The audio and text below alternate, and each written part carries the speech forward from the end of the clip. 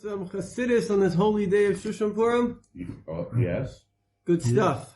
So today we're going to continue talking about, my wife really wanted me to speak about, she said that today she knows a lot. She says today's a very significant day because we're really about the destruction of Amalek. Now, yesterday I was in Miron. We went early in the morning. And the story is my wife was learning a mimer of the Rebbe, mimer from the Alter Rebbe, and he said something that really shocked me, very shocking. And he said that we all have Haman within us. In Chassidus, it often uses the terminology called Bechinas. Bechinas is a very, very interesting terminology. Bechinas means kind of, I want to translate it in the most meaningful way. It basically means that we have that thing. You can say it's called the level of, or the category of, but effectively it means you have that, right? So when we say we have Bechinas Moshe, it means you have Moshe Rabbeinu in you.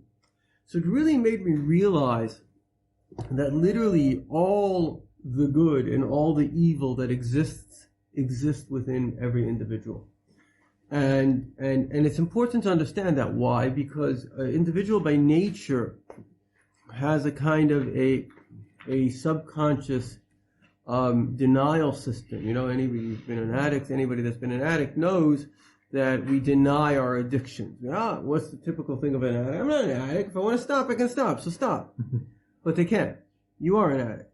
And one of the big things in an AA is to say, no, I'm an addict. Acknowledge the fact that I'm an addict. And in fact, one of the greatest knowledgeable people on addiction was the Rabbi Dr. Twersky, who really helped the AA program get off the ground in America. And he wrote over 80 books. And his whole thing is that we're all addicts. Every single person has a Yetzer Hara. You have an animal soul. The animal soul is an addict. It's an addict to that which is pleasurable. It's fearful and phobic of that which is painful. We're addicts.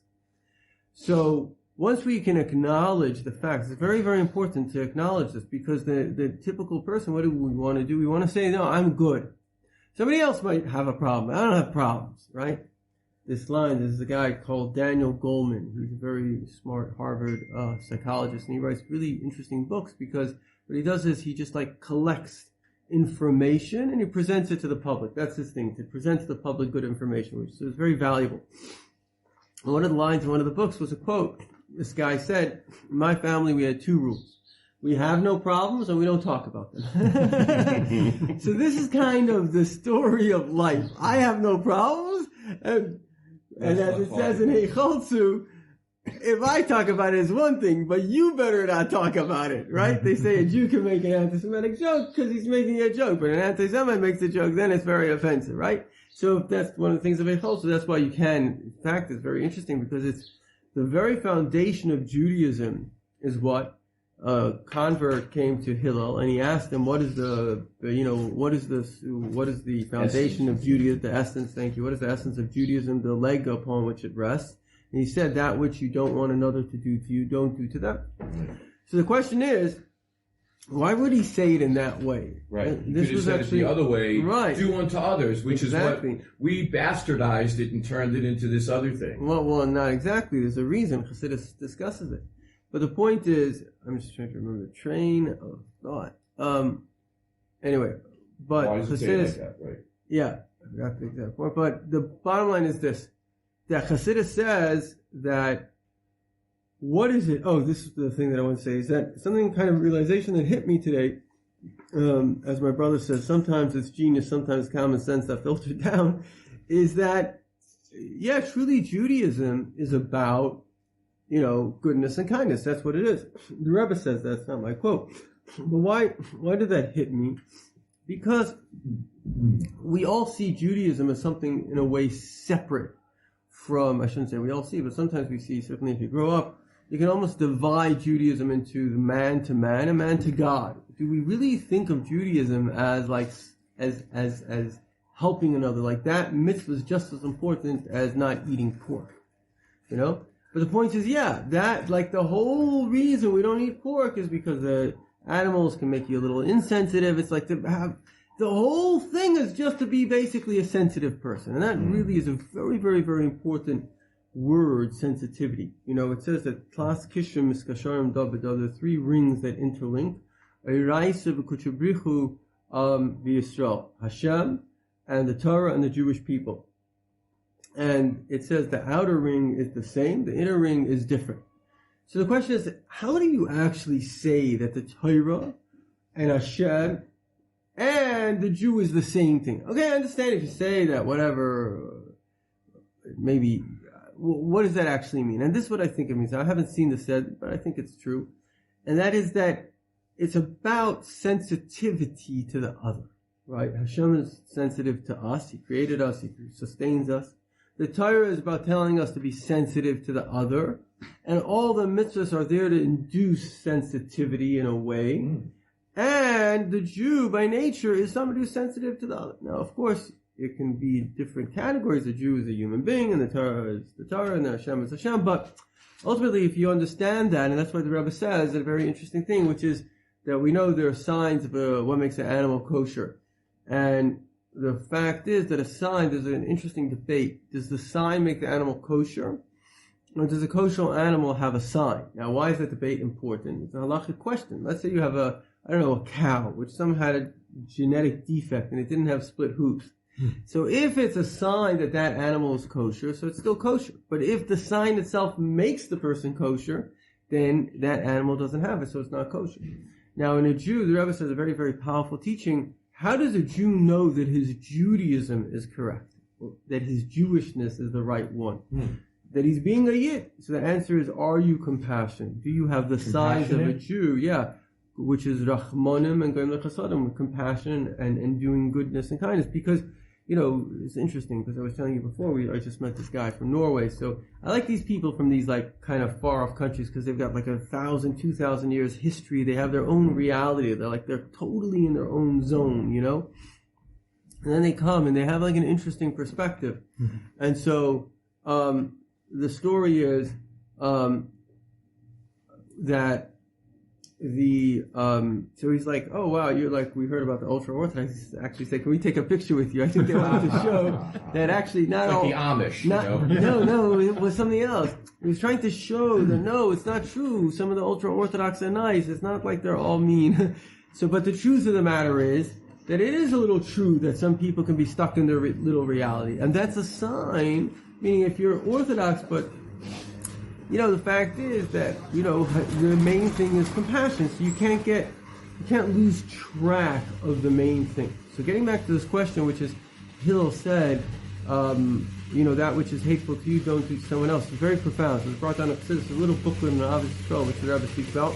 And the booklet says as follows, that, okay, so let's continue. So the story is like this, that the sum total of truth is that think about this, very, very, very, very simple and deep and profound idea. If the whole idea of life is to create peace, right? It says the whole Torah was given to create peace. And if peace is almost a natural state, because a person is by nature, a person is a social creature, like we see it with children. Children by nature, if everything's going well, they'll make friends and they'll try to get along so then what could be that which will separate people? And it's really one thing that really divides people, and it's a very, very tragic thing. And that is, I don't know in a sense, but it's something else, and that is basically the opposite of sensitivity is insensitivity. And so therefore, I'm not going to go into psychological reasons why somebody that's sensitive becomes insensitive. There's a mechanism and a reason, but the point is that ultimately a person has to live on a conscious level, right? So that's the problem with liberalism. It's like this kind of fantasy, it's like communism. It's a fantasy. It's not in reality. In reality, the Torah tells you, listen, buddy, you have to give charity. It's not like a fantasy world. Oh, we're gonna take the money and distribute it. No, everybody has to have a certain amount of selfishness in them, and then they have to overcome that selfishness. Because if they didn't have the selfishness, they would not be driven to make the money in the first place or take care of themselves. Now it says, but it's not only about yourself, also be sensitive to the other. But if you didn't have that structure, you couldn't have anything. Something that I mentioned before, but like for a while I was kind of against the ego, and then I kind of realized, no, the ego is a necessary thing. It's like you can't be against fire, because without fire you don't have a world. But you do have to manage fire. It's very important to manage. So the idea of what the Torah is really telling us is that the primary mitzvah is basically don't be insensitive. In other words, don't be mean. Right? What is it that is hateful to us? If somebody is insensitive towards us, people, I remember I was in I don't want to say where, but I was in a certain... The best version of themselves. I was in a certain city, right. I was in a certain city, and for whatever reason, the organization, it was a school, and they didn't have money to pay the teachers, and the teachers were like very altruistic. They were continuing to teach for months on end. Wow. But finally... they went on strike. Why did they go on strike? They didn't go on strike because of the money. They went on strike because they were being treated not well. Right. Because in other words, it's like, this is also very important for marriage and relationships. It's like, okay, people can suffer a lot, but nobody in the world wants to suffer indignity. That's like basically human being needs to have respect. Somebody was saying that their husband went through a difficult time, and psychology has actually proven this. But basically, the one thing that people really need to be well is respect. And respect is an interesting thing. Respect is not honor. I think that societies that are honor-driven are actually shame-driven. They're giving each other honor because they're afraid of shame, and it's a whole false reality that's going on. Because like the Arabs, I'm not trying to say anything specific, but very honor-driven society, and yet they're likely to kill that guy that they just honored yesterday. So what's the story? The story is that you look at the American society in a way, it's not honor-driven. It's much more congenial. Hey, how are you? This and that. Who is this? The American society. You're dreaming. Okay, well, at least when it used to be. More Australia, I think, where they're not so bruised, by like right. living in... Yeah, could be. Yeah, I don't know. That was the characteristic I saw, that everyone was like, why are you being so good? And they're like, why are you asking me that? I'm just naturally like... What are you saying? In America? Australia. In Australia? Yeah. Oh, I'm saying... Good day, mate. Everybody, and they mean it. They're not just like... Right. So the point is that... what was I going to say? So you have, in other words, a healthy society. I'll say I think a good example is like this. Like I like a lot, like the Russian Jewish people, and maybe even just the regular Russian people, but I don't have enough to do with them to know. But there's a certain simplicity. Like right now, they just started a Russian Chabad shul here. It's like, yeah, come. Everybody's there. Like, I was there, like, oh, you need some pickles. He's like taking the pickles with his hands and putting it on my plate. Now, other people might think that's like, but it was like genuine. It was like, what do you mean? You're a Jew. You need some pickles. Here's pickles. Like, what, you're not going to take from my hands? Well, because of the admonition about handling the pickles. Is that why you're saying this? No, what I'm trying to say is that it's not, nobody gave me honor for being there. But when I walked in, I was at home. Meaning at home, like my cousin, I have a cousin that's very bright. He actually like started Chabad.org and he works in AI now. He says home is where you have to get your own coffee. So somewhere else, they may give you a very nice coffee and charge you a lot of money and honor you a lot. But if you don't pay that bill, they don't want you to walk in the door. And at home, you walk into your own home, nobody's standing there giving you a coffee. But home is the one place that no one's kicking you out of. In other words, there's a reality in which real genuineness is not something that is noisy, because the noise, in a way, is trying to cover up a fear. But if people are really genuine, and I'm not saying this in a way of like, oh, they're making themselves, they're really genuine. They don't have fear, and they don't fear others, and like you were saying maybe about Australia, that they're genuine. I don't know about the Australians, but people that are like this guy from Norway is saying, oh, we look each other in the eye, meaning one thing has to be for society to function is safety. When people don't feel safe, that's game theory, they become violent and malicious. But the thing is that if that safety is there, then people don't need, like one of the things, at least in America that I grew up in, like people get on television, start telling their whole story. Oh, my father did this and my mother did this. Why? Because they feel that they're not going to be shamed. If they felt they would be shamed, they would never say that. Now, many societies, you see everybody's very tough and they look good and they're presenting well. And there's a certain strength to it, but there's also a very big weakness. Because why are they doing that? They're doing that because they're afraid of criticism. So in a healthy society, and this is literally the Rebbe was in all things he is, but certainly in this we see he's the ultimate role model, which doesn't mean I ignore you, God forbid, or ignore your problems. But the way I approach it is with respect, right? And that's famous sikh of the Rebbe, the 24,000 students of, Rabbi Akiva, they died, so because they didn't treat each other with respect. So he said, how can they, the Rabbi Akiva says, is the most important mitzvah. He says, true, they all believed that they were doing the right thing, and they all came to share the right thing with their brothers and their fellow colleagues, but to do so in a way which respects the other person, which allows the other person the space to be themselves, and not to, obviously there's certain people that you just have to stop because they're a danger to society, like terrorists. But people that make a mistake, even the communists, the Rebbe's approach was work with them. Because fundamentally they had an error of judgment of what is right and what's wrong. And so when somebody has an error of judgment of right and wrong, then it's your mitzvah to try to bring them on the right path. But fundamentally they're looking for the truth. So you have to approach them not as an enemy, but as a friend. And that's really the kind of the sum total of what Yiddishkeit is coming to tell us, which is obviously trying to be sensitive to the other. And this relates to the whole idea of Haman. Because what was the essence of evil? The essence of evil was a certain amount of I think it usually comes, they call it, the guy who made the term narcissist made a term called narcissistic wounding. In other words, when a person has been shamed, I say the biggest virus that exists in the world is shame. Why? Because if I've been shamed, now if I don't believe the shame, it doesn't matter, right? Jews didn't worry about anti-Semitic shame because they didn't consider the anti-Semite as a trusted source. The only problem is when you trust the source of the information. So if, like, a person goes to a doctor and the doctor says, listen, you got 6 months to live, he could get worried if he trusts the doctor. If the doctor happens to be an Indian medicine man and he doesn't trust him, he's not going to worry about it. So to the extent that you trust it makes a difference. So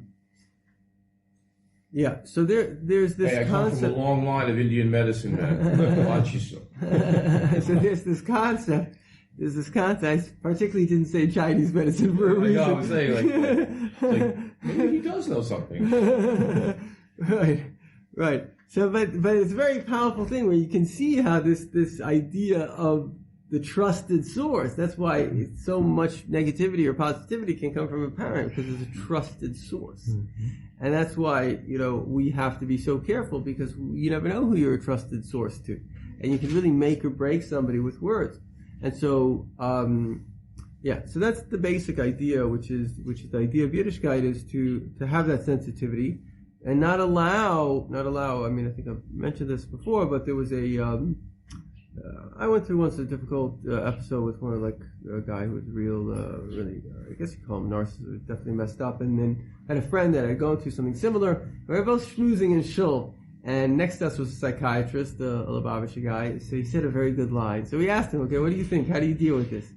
He says, don't believe the lie, right? The narcissist is trying to make you think that you are bad, and then all of anti-Semitism is that, all of it. Is trying to shame the person that their own self-positive image should become a negative image. And so that's the story that we have to understand that we're actually, and that's why Hasidus is trying to do the exact opposite. It's trying to say no, and this really relates to what my main subject for today is, which is the idea of Vayakol, this very, very special sikha, the last sikha that Rebbe.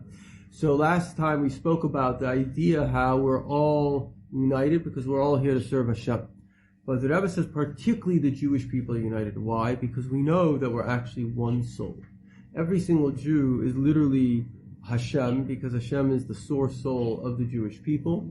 And therefore, on that level, we're literally like one son. This very beautiful story. There was a Gentile or anti-Semite that came to Rabbi Akiva and he said, you guys say there's one God. But you say wherever you have a minyan, you have the Shekhinah, you have the presence of God. How many Shekhinahs do you have?